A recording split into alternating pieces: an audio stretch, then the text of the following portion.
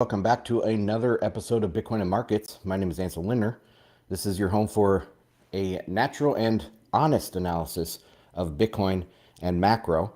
I'm live streaming on YouTube, Telegram, and Twitter, so find me there. Join me on a weekday basis. Also, I do another podcast with Bitcoin Magazine called FedWatch. You can find it on their YouTube and Rumble channels as well. So today, the market seems like it's waiting for something. That the market is, I don't know, anticipating a big move one way or the other. There was some news out this morning about some of the market, the exchanges. You know, the circuit breakers at the exchanges. They go off if there is more than a 5% move in a certain period of time and more than a 15% move in a day in any individual stock. These circuit breakers trigger and won't let the stock trade. There's different cooling off periods depending on which exchange you're on. But apparently they had some glitches, technical glitches this morning. So anyway, the market is kind of, I don't know. It just feels like they're waiting for something, another shoe to drop. A lot of disbelief, like I talked about in yesterday's show. Just people not understanding how everything feels like we're going into recession. Yet it almost seems like people know that we're not going to go into recession and there's going to be some soft landing. Like somehow the Fed was able to hike 25, 50, and then 475 basis point hikes, then a 50, and now it's going to be a 25 in this almost like perfectly smooth ramp up, acceleration, and slow down. And there's no major crash in the market. And people are like, oh my gosh, the Fed was supposed to crash this market. Something was supposed to break. All of these many metrics, probably say 75% of economic metrics out there are signaling recession all over the world, not just in the US, but in Europe and China and everywhere. Yet the wheels are staying on somehow. And what is the shoe to drop? That's the general feeling I get out there. So anyway, I have a few stories to talk about today. I'm going to open up the mic at the end to see if you guys have any comments. I'm going to try to keep this to a pretty short live stream, and join me here every day. I go through this type of news. Sometimes there's a lot more to talk about. Sometimes there's less. But anyway, let's get into, we're just not even going to go over the charts today. Bitcoin is up slightly, 23,300. It's green on the day, 0.5%. The stock market is green on the day, even though overnight was red. It is green on the day, about 0.1%. The dollar is slightly red on the day. Gold is slightly green on the day. That's about all. I mean, there's nothing spectacular going on in the charts. Okay. I posted a few things on Telegram. I'm going to go through these. So the first one is a story from Zero Hedge, and let me find that now. I'm going to bring that up here and share it on the screen.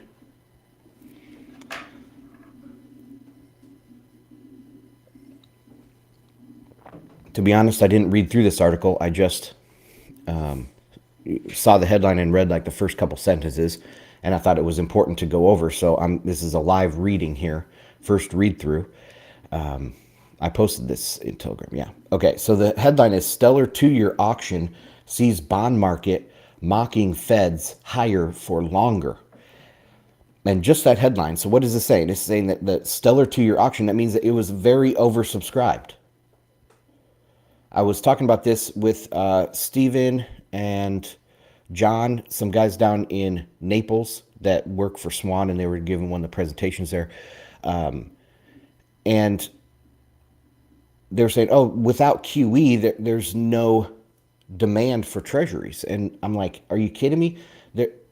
Every auction is oversubscribed. That means there's more bidders than there's actual treasuries by a lot.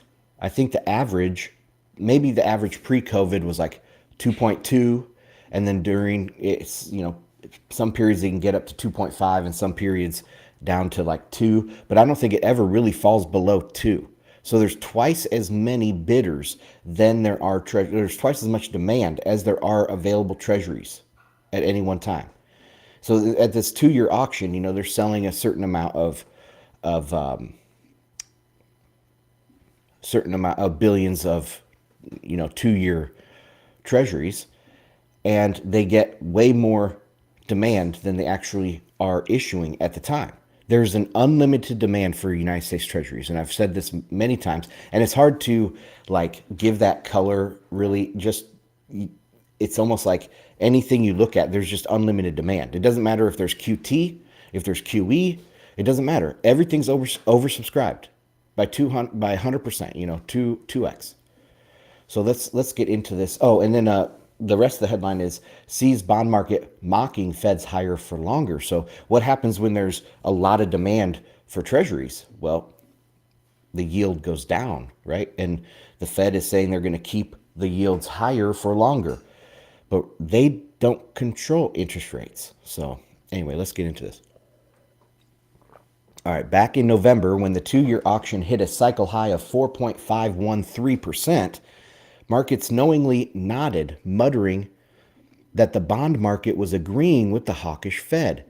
Since then, however, things haven't gone according to plan, with each auction printing at a lower and lower yield, culminating with today's sale of 2-year paper, which priced at just 4.139%, down from 4.39% in December, and the lowest since August. It has stopped through the when issued 4.152% by 1.3 bips, the third consecutive stop through, which prior to December had failed 3 of the past 5 times. And I'm not sure exactly what that means. But another thing that Jeff Schneider always says about these auctions, that this is just the median bid. Okay, that means that a lot of them went way lower. They do measure like the lower 5% and the upper 5% of bids. And so the lowest 5-year bid, if the median was 4.1, it could have been down to 3.8. 5% of these 2-year treasuries went for 3.8. That's how this auction works. It's not like they set a price and that's what they all go for. They actually bid for them. And if the demand is higher, right, there's more demand, that means a more percentage will be towards the higher end of that, the lower end of the yield range. Okay, let's continue. The bid to cover confirmed the stellar demand, jumping from 2.7 to 2.9. Wow. So that what I was just talking about, the excess demand is usually about 2.2. This says it's 2.7 to 2.9. That's pretty high, guys. That means there's 3 times as much demand as there is actual treasuries to buy. And we're doing QT, or the Fed is doing QT, where they're not actively purchasing assets. They're letting assets roll off their balance sheet. So this is without quote unquote Fed demand, but the bid to cover is still 2.9. It's crazy. The highest going back all the way to the flight to safety bond market chaos in April of 2020. Finally, the intervals were also phenomenal, with indirects, that is foreigners, or foreign buyers, awarded a whopping 65%, the third highest on record, and well above the recent average of 57%. Okay, so foreign demand, we're told that the demand for the dollar, the world is de-dollarizing, all right? And there's nobody would buy up these treasuries if the Fed didn't do QE. Well, this auction says the exact opposite, okay? It is bid to cover almost 3 and a near record high indirects or foreign buyers. Is the exact opposite of this narrative. So anyway, this goes to show that there's so much confusion about where the market is and where we're going. People are expecting some big move out there. This data is exactly the opposite of what you would think if you believed in the de-dollarization narrative and you believed in the deglobalization narrative, which I do. So, like, this is the exact opposite of that, depending on your take. So you can see how this can drive this indecision or confusion in the market. That's what I'm feeling out there right now. All right, that's enough from that. Let's go on to this Peter Schiff article. And this is just a random Peter Schiff article, but it crossed my feed. And it had some language in there that I wanted to talk about. So I did post about this in Telegram as well. And the headline is Peter Schiff, easing price inflation is transitory. Very funny, very funny pun here because, I and others have been saying that inflation is transitory or CPI price increases are transitory. And it's turning out to be that way, right? We did have just over a year of high CPI or high price rises from roughly April or May of 2021 to June of 2022. So just over 1 year, we had very high CPI rises. That's it. That is as transitory as it gets. I remember talking about this probably back towards the end of 2021, and I was saying, what would constitute transitory? And I was talking about the year over year, the way that it is this moving window, right? And I was like, well, transitory would be about a year. Maybe 1 to 2 years. And look, it's just over a year. Just over a year of high CPI, and now we're at zero.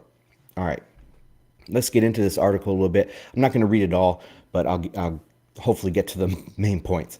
So last week, the producer price index data finally showed some cooling of wholesale prices that, coupled with better than expected CPI data, further buoyed hope that the Fed is winning the war on inflation. But in his podcast, Peter Schiff emphasized that easing inflation is transitory, and a weakening dollar will be a big part of the story. Markets rallied after the PPI data came out last week. Quote, markets like this number, and that was part of the reason for the rally that day, the reaction to this better than expected news on inflation. But you have to remember that all this better than expected news on inflation is transitory. So it wasn't the increase in inflation that was transitory. That's permanent. What is transitory is this slight decrease that we're enjoying now. Okay. So this is classic Peter Schiff. There is zero data. Peter, show me a commodity that is not back at normal levels. Show me a commodity that even made a all-time high during this period of high CPI. Oil, did it make an all-time high? No. Corn, no. Any sort of agricultural commodity, any sort of industrial commodity, the only ones that I know of are copper, and it went higher by like 10 cents. It's like 4.1 in back in the Great Financial Crisis, and it was like 4.2 this time, something in that ballpark. So it made a very tiny higher high. Also, lumber, I believe, made a higher high. But those two things don't constitute like we have had great, crazy price increases. No, this was a temporary thing of the final goods prices due to a breakdown in supply chains. That's it. So he's saying that's permanent. He has zero data to back that up. Zero. And slight decrease, I've talked about this on the show many, many times. June, month over month price change. The change in the level of prices from June or from May to June was 1.7%, almost 2% in 1 month. Year on year, if you annualized June of 2022, it's what, 20%, something like that. And guess what the CPI was month over month between June and July? Zero. Literally zero. That's not a slight decrease. That's from 20% annualized to 0% annualized. That is a gigantic, seismic, brick wall decrease. It's absolutely insane to say that it's a slight decrease. Okay, let's continue with this. It's important to remember that even though the rate of increase is slowing, prices are still going up. No, they are not. I mean, it depends on what you're picking. Okay, it depends on what price you're talking about. But prices are not going up. December CPI was negative month over month. Drive this into your thick skull, Peter Schiff and inflationistas. CPI fell in December, 0.1%. The aggregate price level fell. Literally, the absolute, sorry, I bumped my mic. The absolute price level fell in December. I don't know what's so freaking hard to understand about that. That is not a decrease in the rate of increase. The only way you get a decrease in the rate of increase or disinflation is if you look at a year over year number. And like I said, we hit a brick wall. You know, if I look at something, some data, and it says that the average of some data set or whatever is 10, but I observe with my eyes that there's nothing going on here on this certain thing. So this is actually 0. Like, how do I square that? Do I say, oh, it's just disinflation? No, this is just slowing the rate of increase. No, you say this number is lagging. It's wrong. There's nothing happening right here. I can see with my own observable eyes, nothing's happening. It's not a decrease in the rate of increase. Let's see what Peter Schiff quotes here. Quote, they're just not going up as fast as they were. Okay. But all of that is temporary because the reason we saw a decline in the rate of increase in prices was because we got a correction in commodities, in particular oil prices. No, we didn't even get an all-time high, Peter, in oil prices. And this was obvious. I was calling it very accurately. I mean, not obviously to the dollar, but I was calling the general trend very accurately the whole time. If you take out the, spike in March of 2022 due to the Russian invasion of Ukraine, you take out that like 1 or 2 week period, the high in oil was only like 110, maybe 105, compared to the GFC, which was 140. There was no increase in prices. It's not a decline in the rate of increase. Nothing, very few things made all-time highs. Okay. We've also got a decline in long-term interest rates. Well, why is that, Peter? That has affected mortgage rates, blah, blah, blah. Okay. I could go on and get more heated on this, but I'm not going to. Let's look at Telegram. I have a couple other posts here. Let me get back to this placeholder image. So what else do I have here in Telegram? Oh, interesting. Ultrasound money continues to fall against Bitcoin, now down 12% from the merge.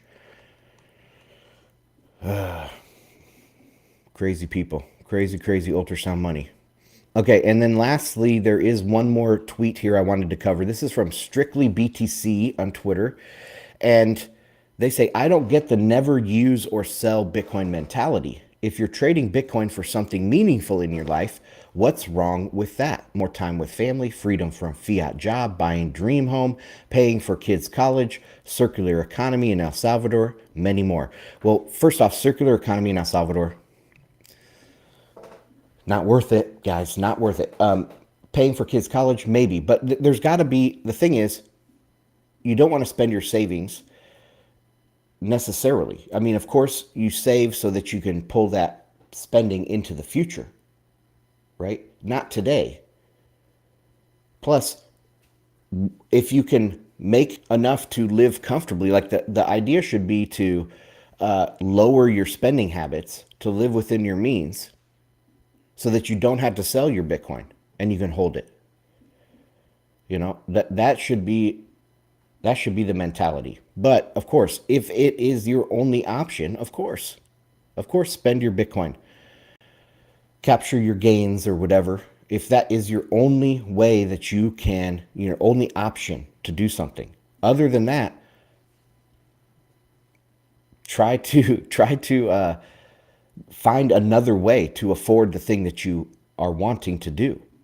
You don't need to sell Bitcoin to spend time with your family. But anyway, I wonder what you guys think. So hit up in the comments if you're watching on YouTube, on Twitter, respond to this tweet and say what you guys think about this tweet about spending your Bitcoin or not spending your Bitcoin.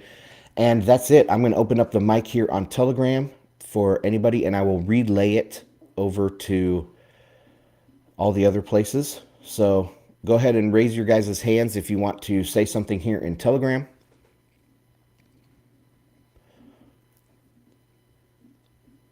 While I'm waiting for that, guys, check out bitcoinandmarkets.com. People that support over there are what makes this possible to do this show. So please consider going to support on bitcoinandmarkets.com.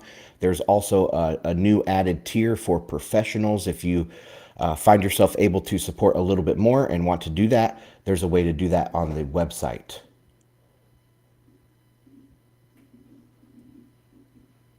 All right, no comments from the Telegram chat. So I'm going to end it there, guys. Thanks for joining. Have a great rest of your day, and I'll check you on the next one. Bye.